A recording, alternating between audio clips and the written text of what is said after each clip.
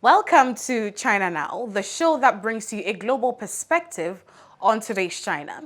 This is where you get to understand how China speaks, how it thinks, and how it sees itself in the world around it.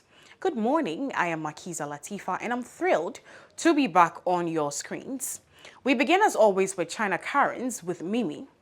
In this episode, we'll take a closer look at China's response to US President Donald Trump's announcement of a 34% tariff hike on Chinese imports made on April 2nd, 2025. We'll also cover China's latest military drill encircling Taiwan Island. And in a remarkable story of bravery and resilience, we'll bring you the account of a Chinese rescue team that has pulled off a miracle in Myanmar, rescuing those affected by a recent crisis. China Current is a weekly news talk show from China to the world. We cover viral news about China every week and also give you the newest updates on China's cutting-edge technologies. Let's get started.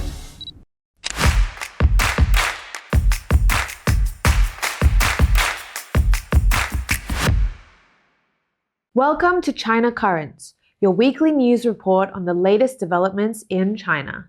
I'm Mimi, and in this episode, China hits back at Trump's tariffs. China launches military drill around Taiwan Island. Chinese rescue teams achieved a miracle in Myanmar. First, China's turn in Trump's tariff war. On April 2nd, Trump announced a 34% tariff hike on Chinese goods.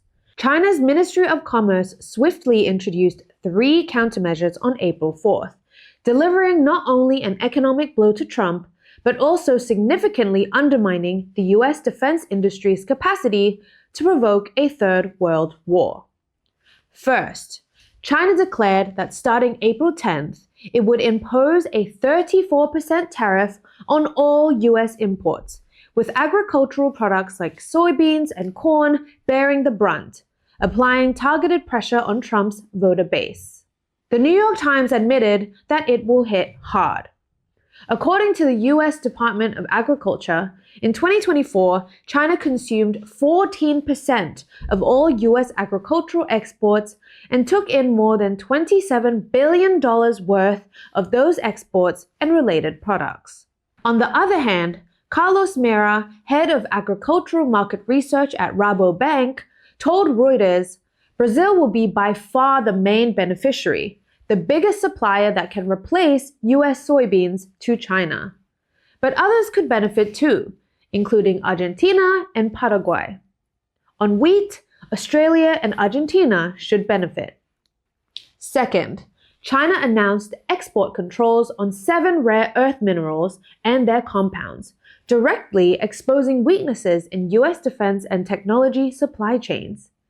Taking samarium as an example, its primary commercial use is in manufacturing samarium cobalt magnets, which are critical materials for high-performance motors and precision gyroscopes, essential to satellite and missile production.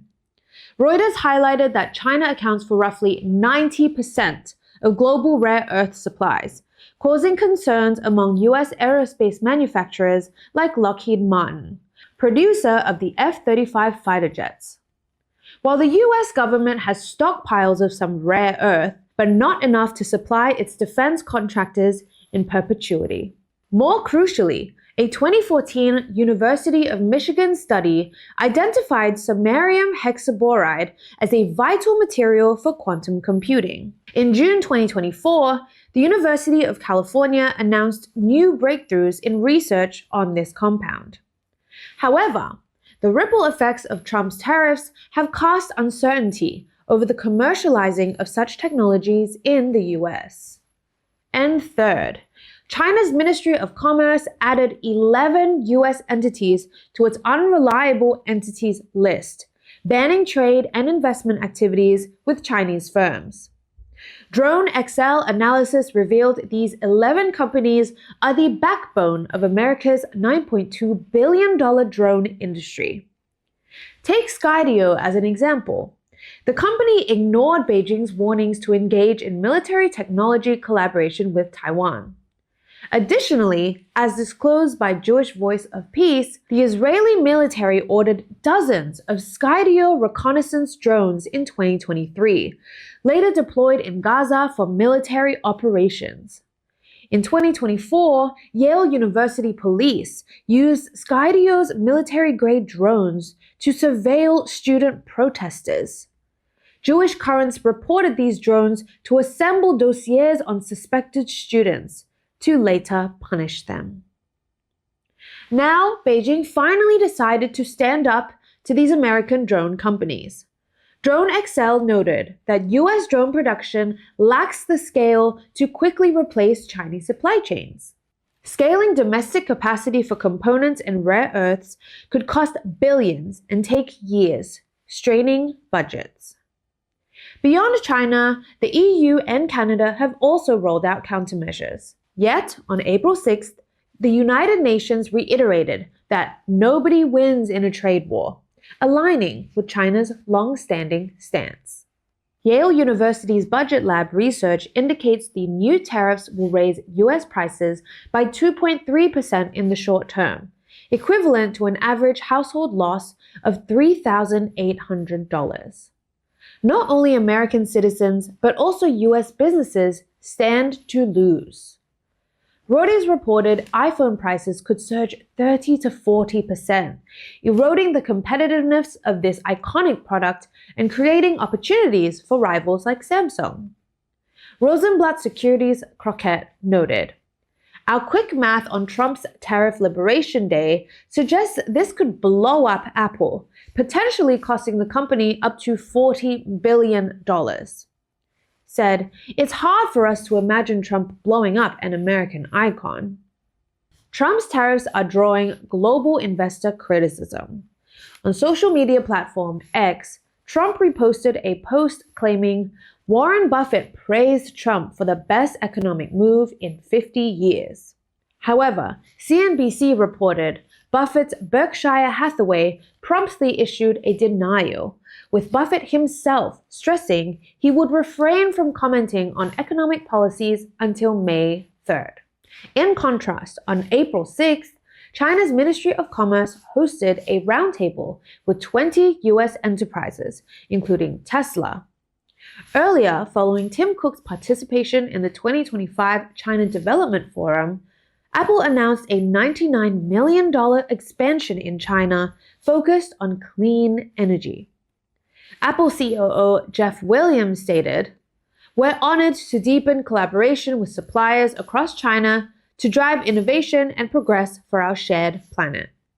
Clearly, US companies and investors prefer aligning with the builder of the global economy over a disruptor like Trump. Chinese strategist Professor Wang Xiangshui observed that Trump, an unsuccessful businessman, has proven destructive rather than constructive in managing the world's largest economy. One key challenge he poses is America's increasingly closed market, which China cannot prevent the US from committing suicide. However, China's development of its domestic market and sustaining trade with other partnerships will provide stability in an uncertain world. Meanwhile, regarding the Trump administration's relentless, self-defeating policies, the Chinese embassy in the US seemed to deliver its final response as early as March. If war is what the US wants, be it a tariff war, a trade war, or any other type of war, we are ready to fight till the end. Moving on. From April 1st to 2nd, the Chinese People's Liberation Army, PLA, conducted the Straight Thunder 2025A exercises around Taiwan Island.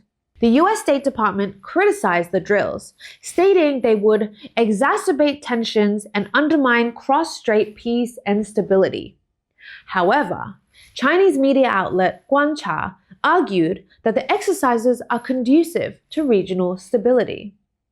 In 2022, following Nancy Pelosi's irresponsible behavior, the PLA conducted rapid landing drills as a warning. But by 2024, the Joint Sword series began shifting focus, placing more emphasis on the Navy's blockade capabilities alongside amphibious landing operations. In the latest Straight Thunder 2025A exercise, landing operations were further downplayed, while training increasingly focused on the sustained control of air and sea domains, and on coordination between the Navy and Marine Police to implement a regular maritime blockade. This evolving approach reflects a strategic shift. As reunification by force becomes a less daunting prospect for Beijing, a prolonged blockade is seen as a more cost-effective means of helping Taiwan separatists to recognize reality. One example lies in energy security, a key vulnerability for Taiwan. Taiwan separatists often claim the island maintains 4 to 5 months of strategic oil reserves and can hold out until US forces arrive. However, as Guancha points out, Taiwan's energy self-sufficiency is extremely low, with over 97% of its coal, oil, and natural gas imported by sea. During the Joint Sword 2024B exercise in May 2024, foreign LNG carriers avoided the PLA's drill zones, resulting in 3 consecutive days without LNG deliveries and reducing the island's natural gas reserves to just 1 week. Similarly, during the recent exercises, the Taida 2 LNG ship was unable to enter port due to live fire drills. On April 3rd, Taiwan's United News outlet acknowledged that the mainland had exploited Taiwan's energy vulnerability. Moreover, on April 2nd, while the PLA conducted its drills, commercial satellite imagery showed the USS Carl Vinson Carrier Strike Group transitioning into the South China Sea. However, instead of approaching Taiwan Island, it deliberately kept its distance and headed straight for the Middle East, offering no tangible support to Taipei. These developments suggest that through a series of increasingly sophisticated exercises, Beijing has effectively exposed the weaknesses in Taiwan separatist narratives and bring the regional situation back on track. Next up, on April 2nd, more than 120 hours after a powerful earthquake struck Myanmar, Chinese rescuers pulled a 52-year-old man alive from the rubble of a collapsed hotel in Mandalay. According to China Daily, this rescue defied staggering odds, occurring well beyond the critical 72-hour survival window and under scorching temperatures exceeding 40 degrees Celsius. This man, now recovering in stable condition at a local hospital, was trapped beneath the hotel's 3 collapsed lower floors. Team leader Xue Lan of China's search and rescue team revealed that advanced life detection equipment pinpointed his location. Rescuers drilled downward from the ground level, using an endoscope to locate him. Remarkably, the survivor had sheltered between 2 beds, shielding himself from debris. He had a pot of water and ventilation, key to his survival, Xue noted. After establishing contact via translator, rescuers administered saline and spent hours carefully extracting him. The operation involved China's International Search and Rescue Team, Hong Kong rescuers, and Shenzhen rescue volunteers. Blue Sky Rescue and others have worked over 100 hours since arriving on March 30th. So far, the Chinese rescue teams have saved 9 lives. That's all for today. Thank you for watching this episode of China Currents. If you have any thoughts or comments, please leave it below. See you next time. And that's it for China Currents with Mimi. Now let's move on to the Thinkers Forum, a segment where we explore the insights and perspectives of scholars and thought leaders who share compelling ideas on issues that matter. In this episode, we'll hear from 3 speakers, starting with Louis-Vincent Gave, the founding partner and CEO of Gave Group. He'll be sharing his thoughts on the Trump administration so far. Now, according to him, this time around, Trump faces a far greater challenge than before. Stay tuned as we delve into his analysis and much more from our featured thinkers.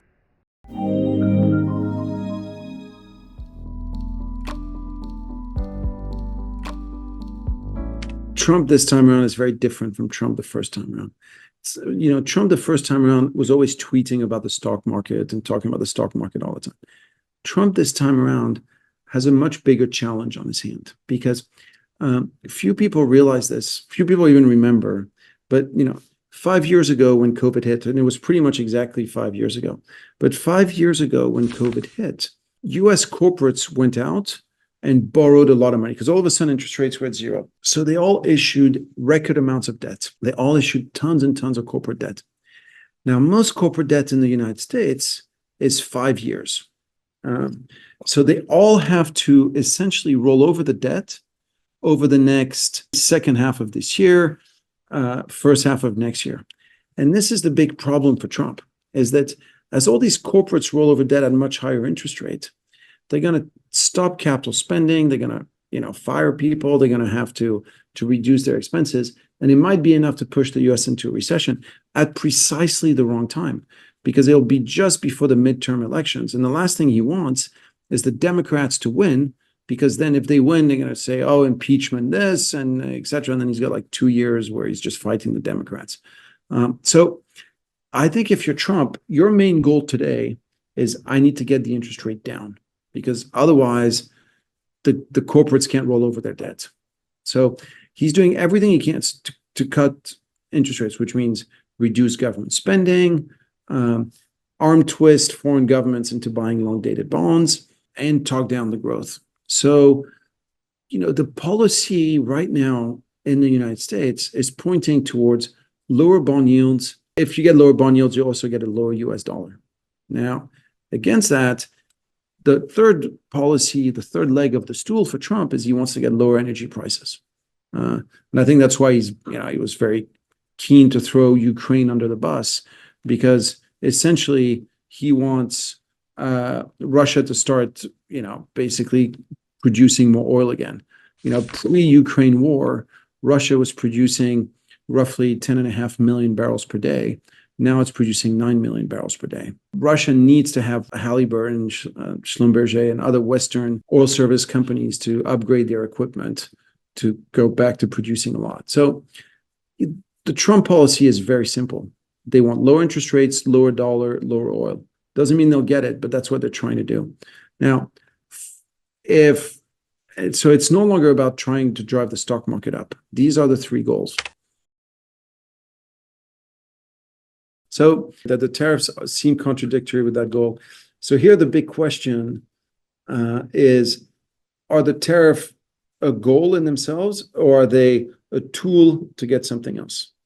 And I still think the tariffs for Trump are a tool to get something else. And what he wants to sit down with Xi Jinping in June and tell Xi Jinping, look, either I'm going to put a bunch of tariffs, or you got to buy a lot of my bonds. I'm going to issue some 50-year zero coupon bonds, and you're going to buy those. He's going to say the same thing to the Europeans. He's going to say the same thing to the Japanese and to the Koreans.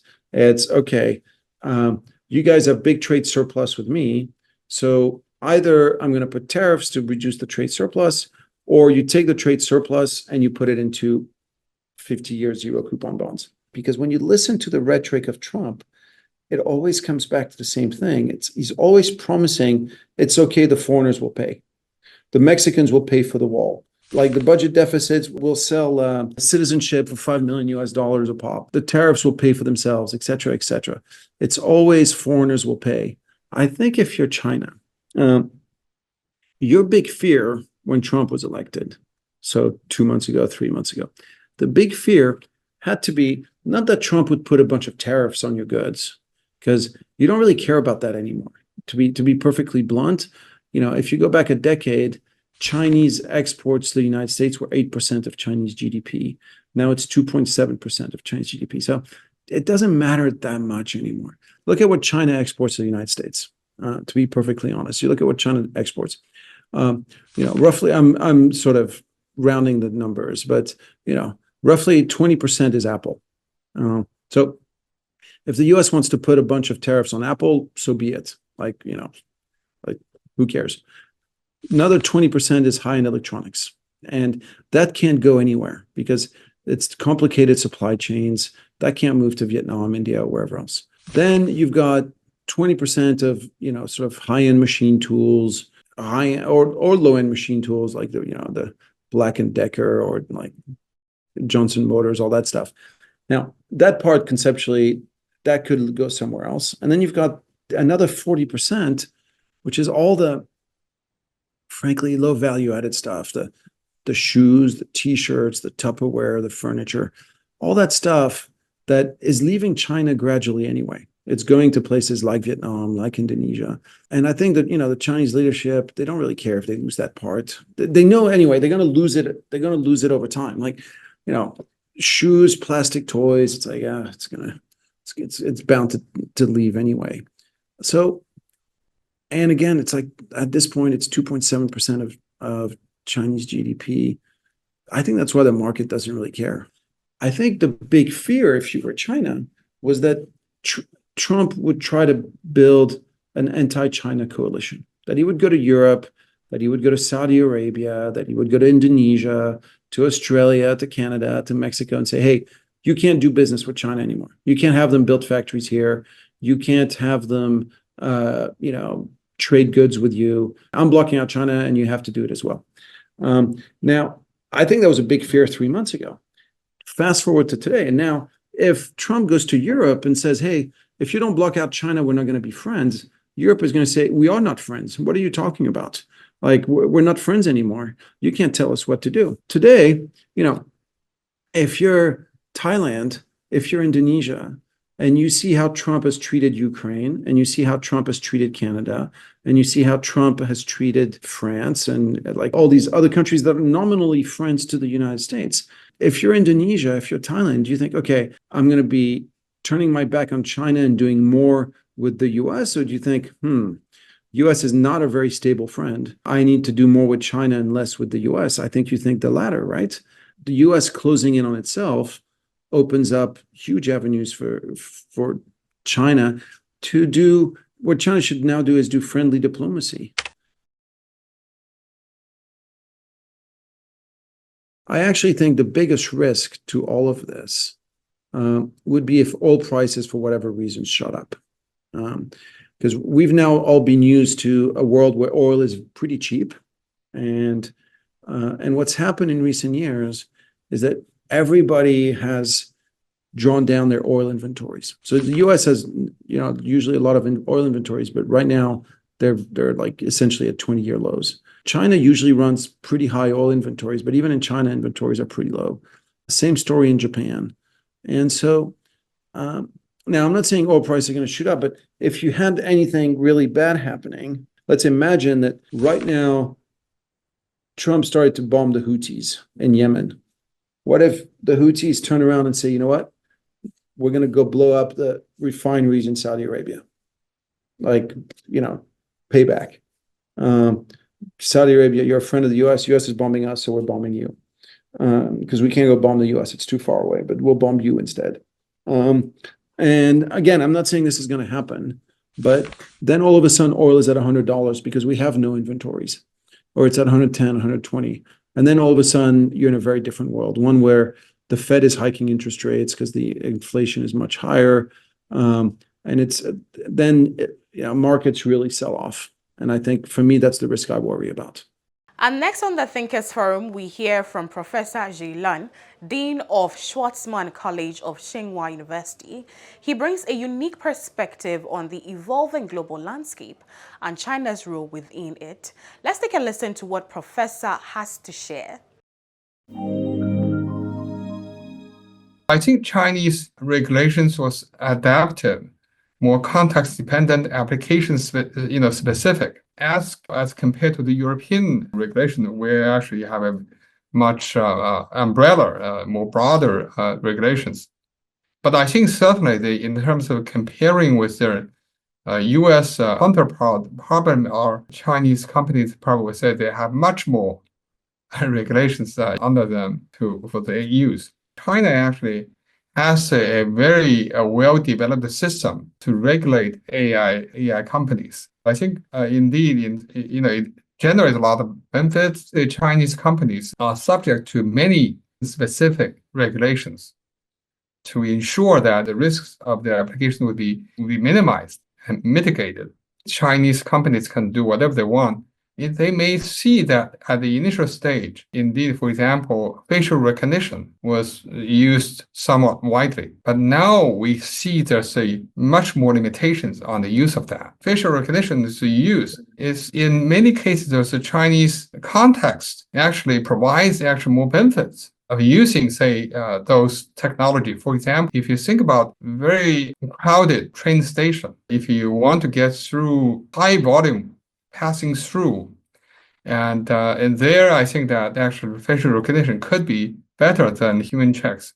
But even now, I think also has already been changed. You no longer need facial recognition. So I think, first of all, I think there's indeed some use, and then you have more new regulations and that limit certain use that now being viewed as pervasive and made collecting data that people may not feel comfortable. So I think there's some adaptive evolution of Chinese regulations on the AI use. I think that both the government and the industry have a very clear sense, particularly the big companies. The real challenge is how to prevent so-called the AGI that's out of human control. So that is something that indeed Chinese academia have talked a lot about, and also government policy also have talked a lot about, and also now you have a lot of the industrial so-called commitments that's provided by industrial associations.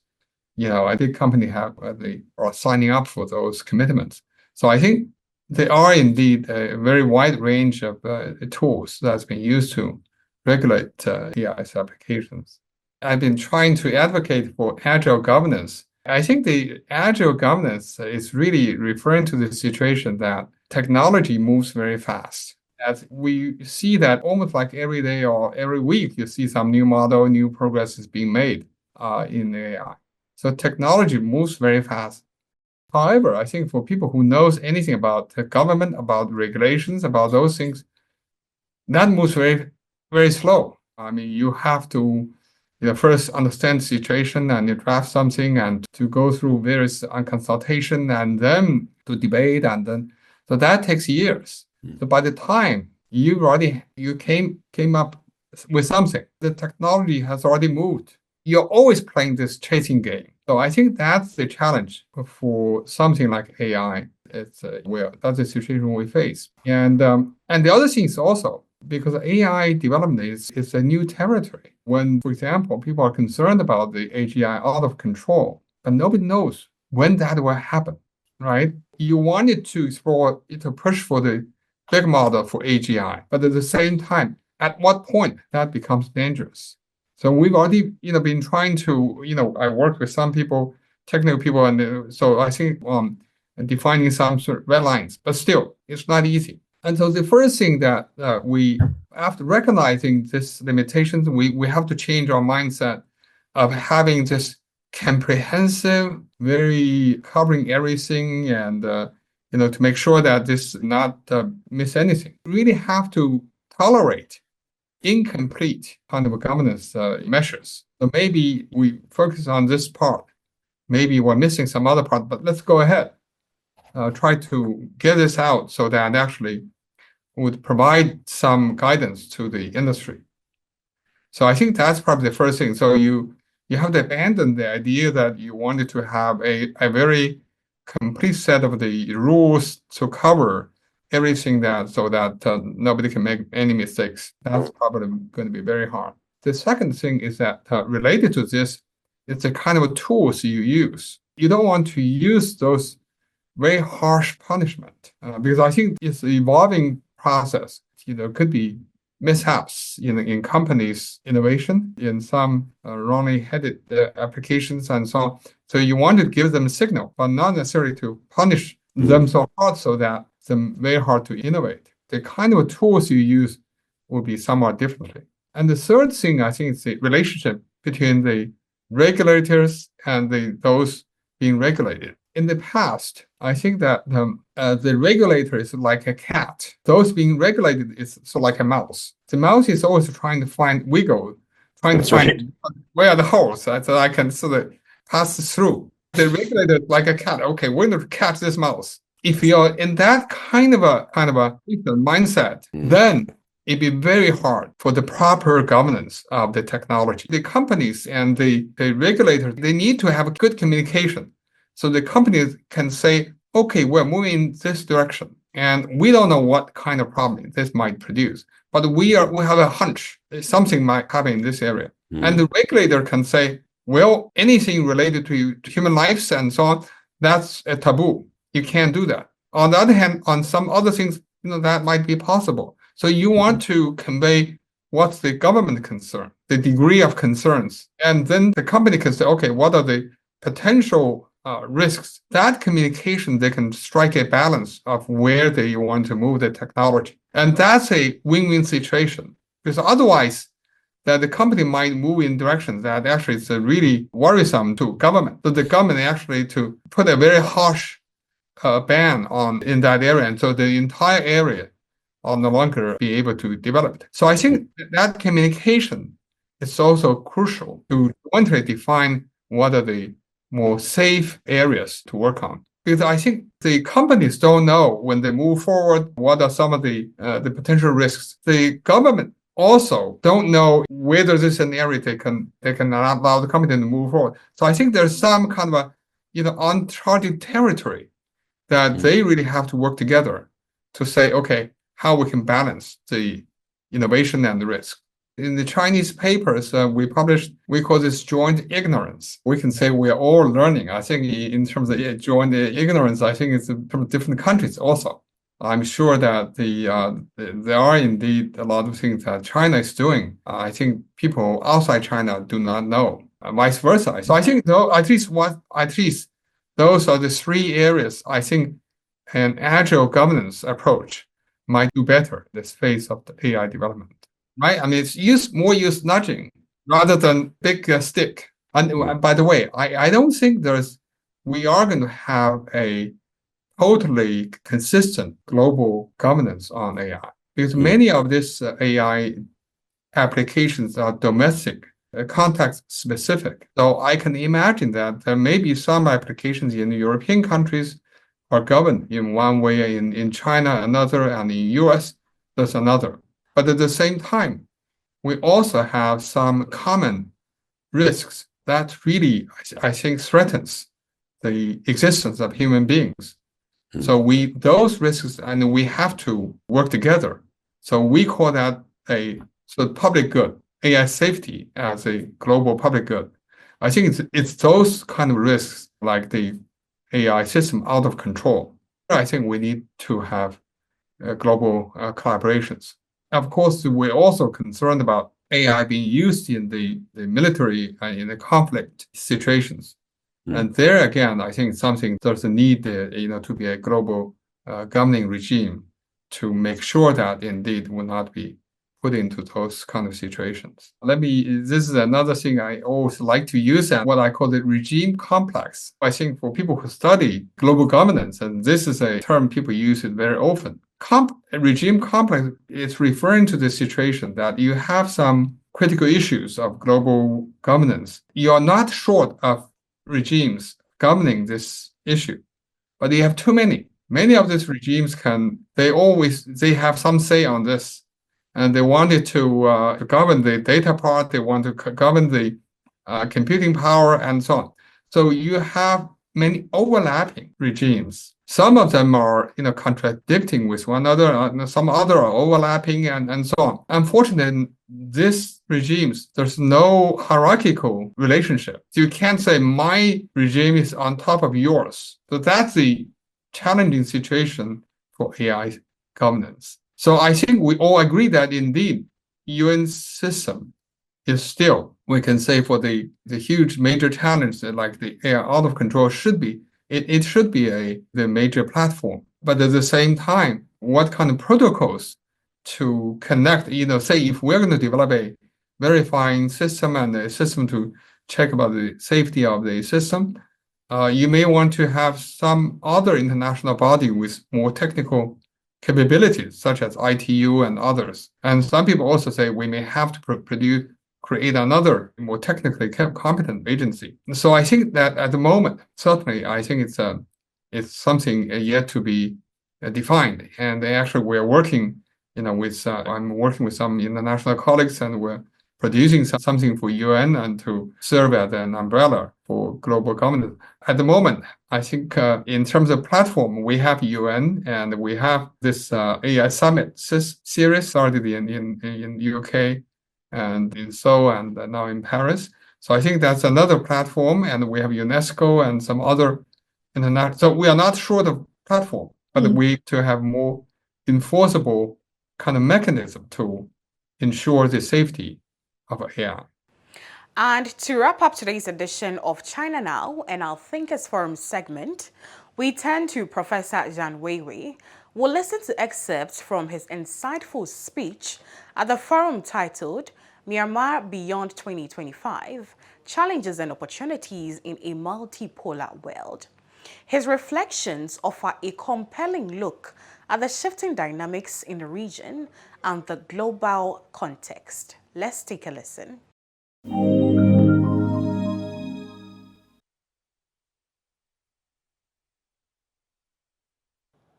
Thank you, the Minister, for your kind invitation, and thank you for the organizer of the forum for this great gathering. It's a great pleasure to speak at this forum on Myanmar Beyond 2025, Challenges and Opportunities in a Multipolar World. And I will discuss 4 or 5 points for about 10 minutes. The first point is why a multipolar world is important. The answer is, in fact, very simple, because the opposite to multipolar world, that is unipolar world, is unjust, is outdated. Unipolarity literally means absolute power, which corrupts absolutely. In the unipolar world, sanctions, missiles, color revolutions, and even wars are the norms. And virtually everything from dollars to trade, to technologies, to climate change can all be weaponized, which cause so many havocs and untold human sufferings for millions upon millions of people. My second point is a multipolar world has already emerged with the rise of China, Russia, India, the BRICS, and the ASEAN, and more. A multipolar world has already emerged. In the case of China, with 7 decades of socialist construction, China has become the world's largest economy by purchasing power parity since 2014. So it's already 11 years since China has become the world's largest economy by PPP. It's also the largest industrial, manufacturing, and trading nation in the world. It's also the world's largest consumer market. Amazingly, at the speed of roughly almost one industrial revolution, we accomplish almost one industrial revolution after another. Usually within 1 decade, we complete one industrial revolution. But China missed the first and second industrial revolutions due to historical reasons. But since the new China was founded in 1949, and with the first 30 years under Chairman Mao, we laid the foundation, economic, social, cultural, and other foundations.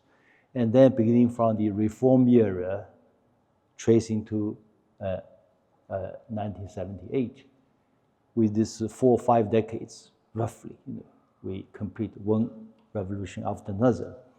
So by now, China is at the forefront here of the fourth and the new industrial revolution with big data, AI, and quantum technologies and more, as shown in the case of DeepSeek. Now, China is also the only country capable of providing goods, services, and experiences from all the 4 industrial revolutions to the whole world. And all this has already shown the multipolar world has emerged. So this fact alone, the 4 industrial revolutions in one, also means China is already very different. The world is already different. The third point is the rise of China and Russia and more as civilizational states or as civilizational communities in the multipolar world. And this is important. As a full-fledged independent pole, China is also a civilizational state with full sovereignty, powerful defense capability, immense economic, technological, cultural, and intellectual power. We believe in the motto of unite and prosper, not divide and rule. We hate that. Yeah. Within China, we practice unite and prosper. In the international arena, we also advocate unite and prosper. We reject this Western belief in divide and rule. We embrace the idea of a shared future for mankind, not the American one. If you are not at the table, you are on the menu. Yeah. Likewise, despite the controversies over the Ukraine conflict, Russia's determined resolve to change the unipolar world is widely appreciated by the global South. And Russia is also a full-fledged independent power and with enormous power of a civilizational state. Same goes with the BRICS as a whole and with ASEAN as a whole. They are, I consider also as on the way towards civilizational communities. And my fourth point is, yes, a multipolar world is there, but a multipolar world order has not yet been achieved. That's something we should try to work together. And this forum is one of these interesting initiatives. And these poles, multi-poles, may have differences within themselves, yet importantly, they all share one common objective. That is, they want to establish a multipolar world order based on peace, development, based on mutual respect, based on common prosperity. And many of them also consider themselves as civilizational states or civilizational communities. The key difference between a civilizational state and civilizational community and typical what the Western call the nation state is with civilizational state and community, we have deep culture and deep people. That's different. I gave an interview the other day concerning this telephone call between the US and the Russian leaders. They said whether they are going to work together against China. I said no chance, because China and Russia are civilizational states. We have deep culture, deep people. United States, not yet. They have to work hard to achieve that. And another commonality is all these other poles and global South reject categorically the Western moral lecturing or imposition of its values on them. And indeed, I remember the former EU foreign, what's called the senior foreign minister, diplomatic representative, Joseph Borrell.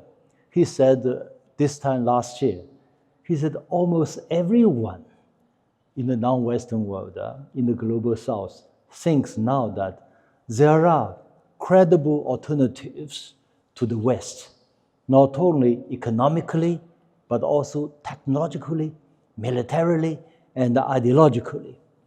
And this is very important. In other words, this unipolarity, this unipolar world order is based on these four pillars: technology, military, ideology, and economic.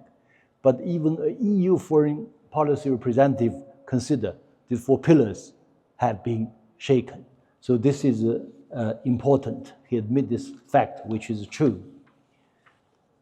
And finally, I want to use, in order to build up this multipolar world order, I just share with you one quick example of the Chinese Belt and Road Initiative.